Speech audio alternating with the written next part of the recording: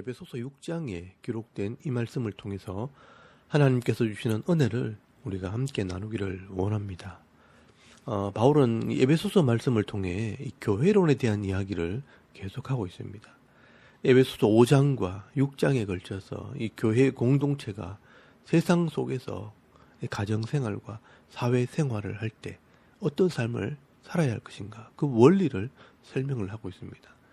어제는 이 가정에서 부모와 자식의 역할은 어떠한 것인가 설명을 드렸다면, 오늘은 이 성도의 사회생활, 이 직장생활에 대해서 말씀을 하고 있습니다. 이 직장생활을 할 때 회사나 기업을 경영하는 사람이 있고 함께 일을 하면서 직원으로, 회사원으로 일하는 사람들이 있을 수 있습니다. 이런 관계 속에서 이 성도들은 어떠한 삶을 살아야 하는가, 이 사도 바울이 말씀을 통해 설명을 하고 있습니다. 이런 내용을 우리는 바울의 율법 설명이라고 말합니다. 이 하나님의 말씀을 실제 생활 속에서는 어떻게 행할 것인가, 이 구약에서도 그렇고 예수님께서도 그렇고 이 하나님을 믿는 성도들이 세상 속에서 구체적으로 어떻게 살아야 하는가 자세히 설명을 하지 않습니다. 거짓을 행하지 말고 정직하게 살되 공의와 정의를 행하라, 이 정도는 설명을 하지만 이렇게 자세하게 종들이나 상전들이나 구체적으로 어떻게 하라는 이야기는 바울이 처음으로 하게 됩니다. 그런 설명들을 우리는 말씀에 대한 적용이라고 말하는데요. 오늘 우리 교회 성도들도 이런 구체적인 삶에 대한 해석이 있어야 합니다. 바울의 이런 율법 설명을 통해 이 신앙의 지혜를 잘 배우실 수 있기를 바랍니다. 먼저 5절 말씀에 보시면 직장을 다니는 사람들에게 하는 말입니다. 종들이 두려워하고 떨며 성실한 마음으로 육체의 상전에게 순종하기를 그리스도께 하듯 하라라고 말씀을 합니다. 여기 종들은 일꾼들을 말합니다. 그리고 상전은 퀴리오스, 주인을 말합니다. 한 집의 주인과 일꾼들의 관계 속에서 이 일꾼들의 자세를 말하는 것입니다. 두려운 마음으로 성실하게 그리스도께 하듯 하라라고 말씀을 합니다. 이 성실이 믿음입니다. 믿음으로 주님을 섬기듯이 직장을 섬기라고 말씀을 합니다. 왜냐하면 이 직장을 주신 분이 하나님이시기 때문입니다. 우리에게 은혜를 주시고 은사를 주시고 재능을 주신 분이 바로 하나님입니다. 이런 은사와 재능을 가지고 직장을 선택을 하고 일하게 하신 분이 하나님이시기 때문에 이 주님을 섬기듯이 직장을 섬길 때 이 복을 받게 되어 있다는 것입니다. 그리고 구체적으로 6절에서 8절까지 말씀에 자세하게 설명을 합니다. 눈가림만 하여 사람을 기쁘게 하는 자처럼 하지 말고 사람의 종이 아니라 그리스도의 종들처럼 마음으로 하나님의 뜻을 행하고 사람을 보고 하지 말고 기쁜 마음으로 주님을 섬기듯이 섬기라라고 말씀을 합니다. 여러분, 이것이 바로 종들의 자세, 이 마음가짐입니다. 눈가림만 하고 사람을 기쁘게 하는 자처럼 하지 말라 하는 말은 아부하거나 아첨하지 말고 겉으로만 잘하는 척 하지 말라는 말씀입니다.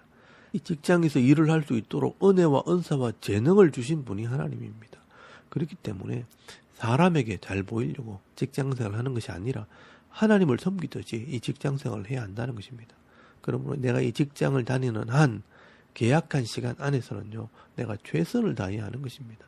그래서 이 바울은요, 사람을 보고 일하는 것이 아니라 내가 하나님을 섬기듯이 일을 하라는 것입니다.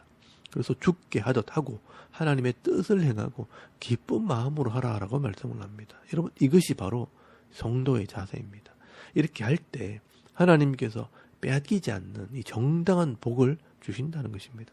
그래서 여러분 8절 말씀에 보시면 이는 각 사람이 무슨 선을 행하든지 종이나 자유인이나 주께로부터 그대로 받은 줄을 알미라라고 말씀을 하고 있습니다. 이렇게 하나님 앞에서 성실하고 정직하게 일하게 될 때 주께로부터 그대로 받는 줄을 안다는 것은 하나님께서 반드시 갚아주신다는 것을 믿으라는 것입니다. 우리가 세상에서 열심히 일한다고 다 대가를 받을 수 있는 것은 아닙니다. 왜냐하면요, 세상에는 악한 사람들도 많기 때문입니다. 내가 열심히 노력해도 악한 자들이 내 것을 빼앗아갈 수 있습니다. 그러나 우리가 말씀대로 믿음으로 순종하게 되면 사람들이 우리를 속인다 할지라도 하나님께서는 우리의 편을 들어주시고요, 반드시 내가 일한 대가를 갚아주시는 분이 바로 하나님이시라는 것을 기억하라는 것입니다. 내가 왜 이 직장을 가게 되었는가? 하나님의 부르심으로, 사명으로 이 직장을 감당하게 되었다는 것을 기억해야 합니다. 그러므로 이 세상에서 하나님을 믿는 자들의 삶을 보여주는 것이 바로 성도들의 사명이라는 것입니다. 그러면 우리는 분명한 확신과 기준을 가지고 이 직장 생활을 해야 합니다. 하나님께서 내게 맡기신 일이라고 생각을 하고 정직하고 성실하게 또 죽게 하듯 하나님의 뜻을 행하듯 기쁜 마음으로 직장 생활을 하실 수 있길 바랍니다. 그러면 하나님께서 반드시 그 값을 갚아주시되 부족함이 없이 풍성한 은혜로 채워주실 줄 믿습니다. 여러분 시편 37편 3절 말씀에 보시면요. 여호와를 의뢰하고 선을 행하라. 땅에 머무는 동안 그의 성실을 먹을거리로 삼을지어다 라고 말씀을 하고 있습니다. 그러므로 이 땅에 있는 동안 성실함으로 말씀대로 순종할 때 직장에서 주시는 이 복을 잃어버리지 않는 믿음 있는 성도들이 다 되실 수 있길 바랍니다. 네, 그리고 이 기업을 경영하는 사람들은 그러면 어떻게 해야 하는가? 여러분 에베소서 6장 9절 말씀에 보니까 상전들아 너희도 그들에게 이와 같이 하고 위협을 거치라. 이는 그들과 너희의 상전이 하늘에 계시고 그에게는 사람을 외모로 취하는 일이 없는 줄 너희가 알미라 라고 말씀을 합니다. 이 상전들, 이 직장을 경영하는 사람을 말합니다. 이런 경영자들도 이와 같이 하라는 것은 죽게 하듯 하라는 것입니다. 하나님을 섬기듯이 이 일꾼들을 섬기라는 것입니다. 상전도 내가 진짜 주인이 아닙니다. 하늘에 진짜 주인이 있는 것입니다. 내게 이 직장을 경영하는 이 사명을 주신 분이 하나님입니다. 그래서 이 직장에서 일하는 일꾼들처럼 나는 이 일꾼을 섬기는 사명을 주신 것입니다. 그렇기 때문에 조심해야 할 것이 있습니다. 상전들, 이 주인들은요, 힘과 돈과 권력이 있기 때문에 조심하라는 것입니다. 이 사회에서 기득권을 가지고 있기 때문에, 소위 말해서 갑이기 때문에 갑질하지 말라는 것입니다. 위협을 거치라. 아무리 돈이 많고 권력이 있는 사람이라 할지라도 진정한 갑이 될 수 없습니다. 우리의 진짜 주인은 하늘에 있다는 겁니다. 이 주인은 주인의 사명을 감당하면 되는 것입니다. 하나님께서는요, 이런 일꾼들과 이 사업을 맡겨주신 것이지 마음대로 하라고 주신 것이 아닙니다. 청직이라는 것을 잊으면 안 됩니다. 오늘날 많은 기업인들이요, 자기가 주인인 줄 알고 욕심을 부리고 악을 행하다가 결국 부도가 나서 다 잃어버리고 불법이 드러나 수치를 당하고 감옥에 들어가기도 하고요. 해결하지 못해서 스스로 목숨을 끊기도 하는 이 어리석은 길을 가게 되는 것입니다. 그래서 이 상전들은요, 위협을 거치고 내 진짜 주인은 하늘에 있다는 이 믿음으로 이 직장과 이 직원들을 잘 섬기라고 말씀하는 것입니다. 그래서 9절 말씀 끝에 보시면 하나님께서는 외모를 가지고 차별하는 분이 아니라고 말씀을 합니다. 사장이든 직장인이든 믿음으로 섬기는 자들에게 복을 주시는 하나님이십니다. 오늘 우리 중에 하나님께서 기회를 주셔서 기업을 경영한다든지 혹은 높은 자리에 올라간다 할지라도 절대로 하나님 앞에서 교만하지 마시고요. 내게 주신 이 청지기 사명을 감당하게 될 때 내게 주신 은혜와 복을 잃어버리지 않는 믿음 있는 성도들이 다 되실 수 있기를 바랍니다. 그리고 이 바울은 마지막으로 정리를 하면서 이 교회가 교회로서의 사명을 감당하기 위해서는 영적인 전쟁에서 승리해야 한다고 말씀을 합니다. 이 땅에는요, 성도가 복을 받지 못하도록 방해하는 영적인 세력들이 있다는 것을 알아야 합니다. 그래서 11절 말씀에 보시면요, 마귀의 관계를 능히 대적하기 위하여 하나님의 전신 갑주를 입으라 라고 말씀을 합니다. 여러분, 이 마귀는요, 천사가 하나님처럼 되려고 욕심을 부리다가 타락함으로 하늘에서 쫓겨나 이 마귀가 되었다라고 성경은 말씀을 합니다. 이 마귀를 위해 하나님께서는 지옥을 만드신 것입니다. 그런데 이 마귀가 하나님의 사랑을 받은 이 사람들을 유혹해서 죄를 짓게 만들고 또 영원한 이 천국의 복까지 빼앗으려고 하나님을 믿지 못하게 방해를 하는 것입니다. 그래서 이 교회와 성도가 이 땅에서 교회의 사명과 이 성도의 사명을 제대로 감당하기 위해서는 이런 영적인 존재와의 싸움에서 이겨야 한다고 말씀하고 있는 것입니다. 그래서 12절 말씀에 보시면 우리의 씨름은 혈과 육을 상대하는 것이 아니요 통치자들과 권세들과 이 어둠의 세상 주관자들과 하늘에 있는 악의 영들을 상대함이라 라고 말씀하는 것입니다. 영적인 싸움이라고 말씀하는 겁니다.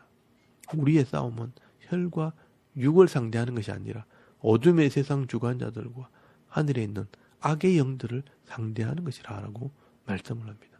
그래서 우리 영혼이요, 이것을 알고 있어야 하고요, 영적으로 무장을 해야 한다고 말씀을 합니다. 여러분 13절 말씀부터 17절 말씀까지는 이 바울이 설명하는 영적인 무장에 대한 이야기입니다. 우리 몸에 갑옷을 입듯이 영적으로 무장을 해야 할 것을 설명하는 것입니다.